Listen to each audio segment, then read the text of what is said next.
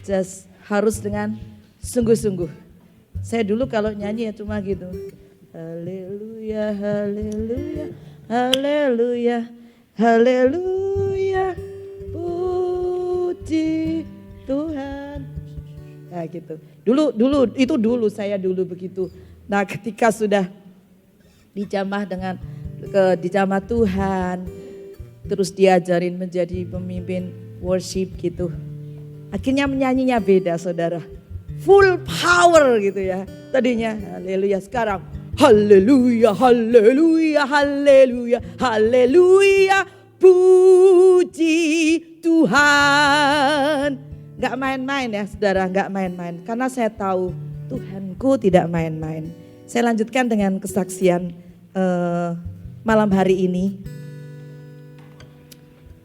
Kalau orang bersaksi biasanya apa sudah yang disaksikan? Ya, sesuatu yang bagus, berkat Tuhan, bisa beli rumah, dapat kerjaan, ya kan? Dapat pacar baru, ini jodoh saya dari Tuhan, karena udah cocok semuanya, ya kan? And then apalagi saudara? Bisa beli mobil baru, ya kan? Ada promotion. Jadi manajer pasti cepet-cepet menyaksikan. Dapat cucu ya. Bentar lagi Ci Mary, Pastor Kor ya. Nanti bentar lagi.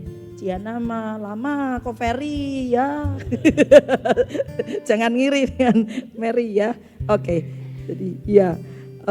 Yang senyum-senyum itu Ko Anwar udah punya cucu, itu berapa itu cucu ya. Sama Cilisin, cucunya udah banyak itu ya. Berarti berkatnya udah banyak. Oke. Jadi seperti itu saudara biasanya kalau kita bersaksi. Atau kalau orang bersaksi biasanya begini, saya dulu belum kenal Tuhan. Kemudian pada satu KKR saya mendengar firman Tuhan, jamah hati saya menjadi orang Kristen, bertobat saat itu juga. Nah, seperti itu. Saya kemarin bersih-bersih rumah, kemudian menemukan buku retreat tahun 2013, Toronto Youth Movement, ya dulu. Kemudian saya baca satu kesaksian, ada teman perempuan yang mengatakan, saya sudah Kristen, gitu. Saya sudah Kristen lama, tapi kekristenan saya hanya sekedar kekristenan. Saya cuek, saya nggak melayani. Saya jarang berdoa, apalagi baca firman seperti itu. Dia bersaksi bahwa dari kecil udah Kristen, karena orang tuanya Kristen. Tetapi dia mengandalkan kepandaiannya sendiri. Dia pinter, kuliah di Kanada, dapat beasiswa seperti itu. Jadi dia mengandalkan kuatnya, dia cuek, dia kalau hari Sabtu sama Minggu temannya diajak pasti jawabannya, kita kan mau ke gereja, kita kan mau pelayanan, kita kan ada youth meeting kayak gitu ya. Nah dia bilang, kok orang Kristen gak ada waktu buat bersenang-senang. Jadi dia ngomel gitu ke teman-temannya yang sudah melayani Tuhan. Jadi setiap kali dia mengajak keluar di weekend, pasti jawabannya gitu. Kita mau ada penjangkauan jiwa gitu. Kok kalian Sabtu Minggu gereja, nanti Rebu ada prayer, ada apa gitu. Mana waktu buat kalian bersenang-senang gitu. Tadinya dia begitu, tapi pada saat dia mengikuti retret, dia bersaksi bahwa saat itu dia dijamah Tuhan. Kemudian hidupnya berubah. He want Jesus more. He want Jesus more. Itu biasanya kesaksian yang dibagikan orang-orang. Tapi pada malam hari ini saudara, saya mau kesaksian yang saya sekarang ketawa-ketawa, tapi 2 bulan lalu saya penuh air mata gitu ya. Kesaksian saya kali ini tentang betapa baiknya Tuhan dan penyertaan Tuhan yang sempurna di tengah sakit penyakit dan kehilangan pekerjaan dan kondisi finansial yang tidak menentu. Saya akan beri judul atau title kesaksian saya bahwa every moment in our life is the opportunity to become a better person. Every moment in our life is the opportunity to be transformed into Christ-like. Jadi setiap peristiwa yang kita alami adalah kesempatan buat kita untuk menjadi orang yang lebih baik. Dan orang yang mau diubahkan menjadi seperti Kristus. Itu yang saya mau bagikan pada malam hari ini. Itu suami saya bulan September yang lalu, dia terbaring di rumah tanggal 1 September. Kita mau berangkat ke gereja, dia bilang saya pusing dan saya tinggal di rumah, saya sama anak-anak ke gereja, kita melayani. Nah saya enggak mikir macam-macam karena saya pikir dia cuma flu atau apa gitu ya saudara, karena Sabtunya masih kerja full. Kemudian saya pulang gereja, saya cek dia masih tidur ngorok. Saya pikir wah ini kayak tiduran keenakan nih karena mungkin minum obat flu gitu ya. Kemudian saya tinggal kerja sebentar, pulang kerja udah posisi kursi jempalik, meja berantakan, kemudian bajunya dia udah terbuka gitu. Kemudian tapi masih ngorok, masih tidur, saya bangunin, udah makan belum. Terus saya suapin, dia cuma 2 sendok, sudah gak bisa bangun, gak bisa, mau muntah katanya mau muntah. Terus lihat orang itu 2 gitu ya, saya ajak ngomong, kayaknya ngomongnya udah gak on gitu ya. Lambat, very slow in catching the information or question that I give to him. Terus dia, jadi dari situ kemudian mata kirinya mulai turun gini, nah mulutnya mulai agak ke sana gitu ya, enggak simetris lagi. Dia berdiri gitu, dia tak suruh berdiri udah gak kuat, udah mau jatuh gitu. Terus saya tanya, kamu tadi jatuh? Iya mungkin ya, kok kursinya berantakan berarti kamu jatuh, siapa yang bangunin? Dia juga lupa, tapi dia udah balik ke tempat tidur. Tapi memang berantakan, jadi dia udah jatuh dari tempat tidur. Kemudian anak saya bilang, Mami this is not right, you have to call 911. Masa sih saya gitu, so soon saya gitu, gini aja kok. Dia, suami saya juga bilang, enggak mau rumah sakit, enggak usah rumah sakit katanya, enggak usah. Tapi saya seperti, wah ini kalau terlambat gimana, harus saya call 911, seperempat jam kemudian datang dan ditanya-tanya sama itu. Kemudian dia memang kena stroke attack. Terus dari situ udah, then we will leave. Ma'am, are you going with us or no? Are you coming with us to the hospital or no? Saya cuma coming, yes coming. Saya cuma gitu aja, yes coming. Tapi saya bingung ngapain. Terus anak saya ini mami, your bag, tasmu bawa ya. Terus dia dibawa turun pakai itu, pakai apa namanya tuh, tandu itu ya. And then masuk ke ambulans ya, masuk ambulans, udah kabel sini, di sini, ada tahu di mana aja banyak kabel. Saya ada satu kursi di belakangnya dia. Lalu saya begini, what is this God? Kenapa Tuhan? Jadi saya mulai merenung, kok tiba-tiba dia ada di situ ya kan? Tadi kemarin masih sehat walafiat, gak ada gejala apa-apa. Tiba-tiba dia di situ penuh kabel. Kemudian di dalam ambulans itu kayaknya detik-detik di mana saya baru, ya ampun gitu, ya Tuhan, kayak orang, ini nanti gimana saya, nanti gimana gitu, what next, what else, what can we do, sebuah pertanyaan yang banyak sekali di kepala. Kemudian sampai di rumah sakit saya bahkan di emergency room gitu ya, karena nggak nunggu lama karena dia kan memang stroke, jadi dimasukin cepat, apalagi dipasang alat jantung lah apa-apa yang layarnya bip gitu. Dia belum sadar juga, saya lihat diajak omong juga, diajak komunikasi sama dokter juga masih kayak nggak tahu dia di mana, nggak tahu apa-apa. Kemudian CT scan masuk, saya tanda tangan semua. Kemudian setelah itu MRI jam 3 pagi itu, karena dia masuk rumah sakitnya kan sore gitu ya, sekitar 6:30 malam. Tapi semalam saya nggak bisa tidur, saya cuma duduk di kursi kecil gitu di sebelahnya dia. Karena nggak ada tempat tidur, saya bilang Tuhan saya nggak tidur. Saya tanya Tuhan kenapa begini? Pertama kali kalau ada sesuatu terjadi, sesuatu yang buruk terjadi pada kita, pasti mulut saya, kedagingan saya, Tuhan kenapa? Mengapa? Why God? Terus saya mikir lagi ke belakang, pasti ada sesuatu yang buat dia sakit, nyalain orang, ya kan? Saya lihat ke belakang di handphonenya apa percakapan dia dengan saudaranya.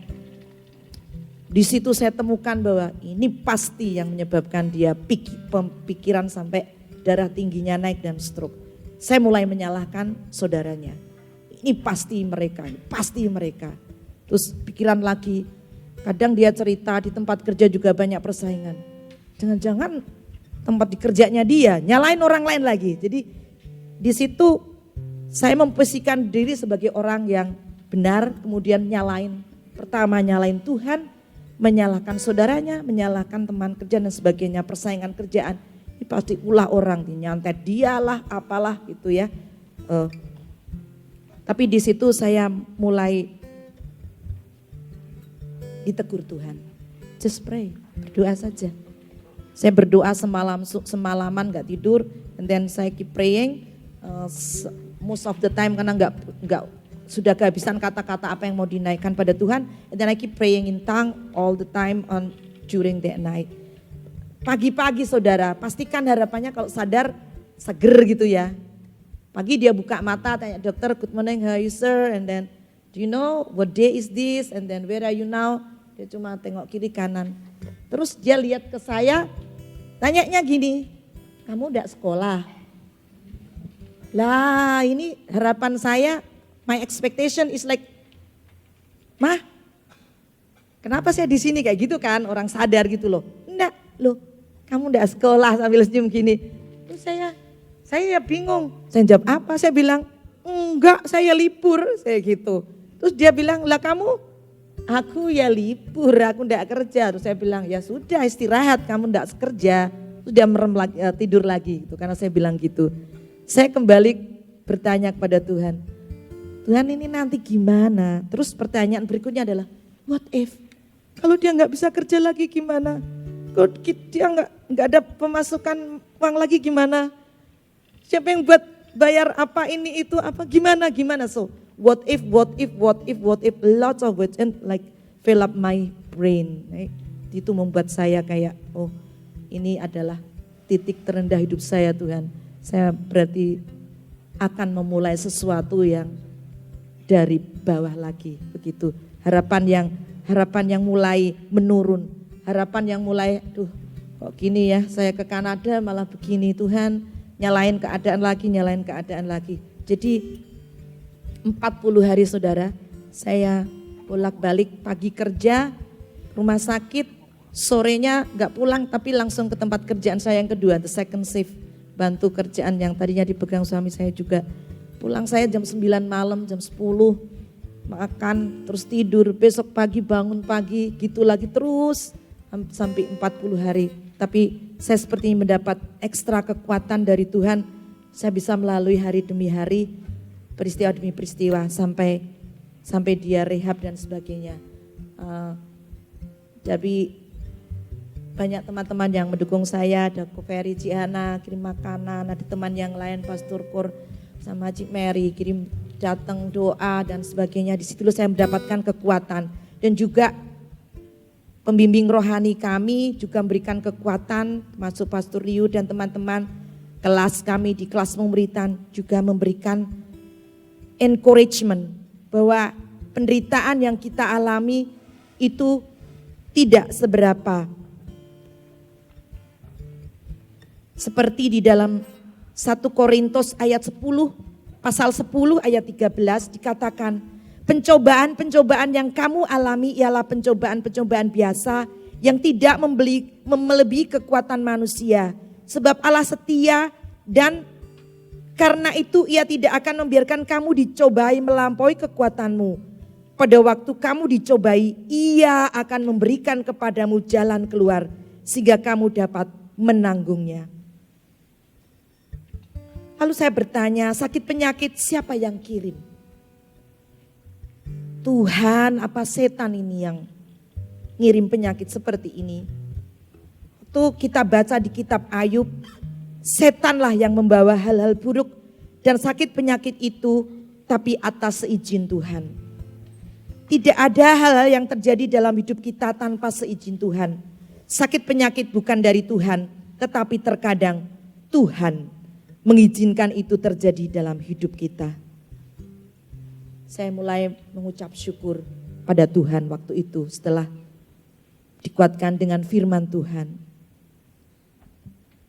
Jadi mengikut Yesus itu tidak selamanya terus jalan enak, rekening normal, stable, ekonomi stable, anak baik-baik, pendidikan lancar. Mengikut Yesus pasti akan menghadapi pencobaan. Karena Tuhan Yesus sendiri pernah dicobai. Kalau kita menghadapi pencobaan, seharusnya kita berterima kasih karena kita bisa seperti Yesus yang juga pernah dicobai. Mengikut Yesus, apakah ada penderitaan? Ya, pasti. Karena kalau tidak ada penderitaan, tidak akan ada ayat ini dari 2 Korintus 1 ayat 3 sampai 4. Terpujilah Allah, Bapa Tuhan kita Yesus Kristus, Bapa yang penuh belas kasihan dan Allah sumber segala penghiburan, yang menghibur kami dalam segala penderitaan kami, sehingga kami sanggup menghibur mereka yang berada dalam bermacam-macam penderitaan dengan penghiburan yang kami terima sendiri dari Allah. Dari Yakub pasal 1 ayat 2 dan 3 juga dikatakan, saudara-saudaraku, anggaplah sebagai suatu kebahagiaan apabila kamu jatuh dalam berbagai-bagai pencobaan. Sebab kamu tahu bahwa ujian terhadap imanmu itu menghasilkan ketekunan. Dan itu benar saudara. Dan iman yang benar, iman yang diuji. Kalau iman yang sudah salah gak perlu diuji. Tapi iman yang benar diuji oleh Tuhan. Dicari kemurniannya. Dicari lebih lagi kemurniannya. Seperti kalau seorang tukang emas ingin mengeluarkan kerikil-kerikil dari emas supaya dia murni tanpa kotoran. Semakin panas itu dibesarkan dan ya kotoran itu akan keluar dan diambillah emas murni itu. Demikian juga dengan pencobaan yang kita alami. Memurnikan iman kita, membuat kita naik kelas lebih tinggi lagi. Dan yang penting di sini saudara, kita mau diubahkan oleh Tuhan menjadi seperti Dia. Dan saya belajar banyak dalam penderitaan itu. Tuhan Yesus luar biasa, Tuhan begitu baik. Suami saya bisa berjalan kembali, berbicara normal. Sekarang sudah bisa masak ya, tinggal sedikit pemulihan untuk kakinya. Terima kasih untuk Tuhan Yesus yang sudah menyembuhkan dan memberikan kekuatan. Nah saudara, kiranya kesaksian bisa memberikan berkat dan kekuatan. Segala kemuliaan hanya bagi nama Tuhan, bukan untuk kesombongan, tapi memberi kemuliaan buat nama Tuhan kita Yesus Kristus.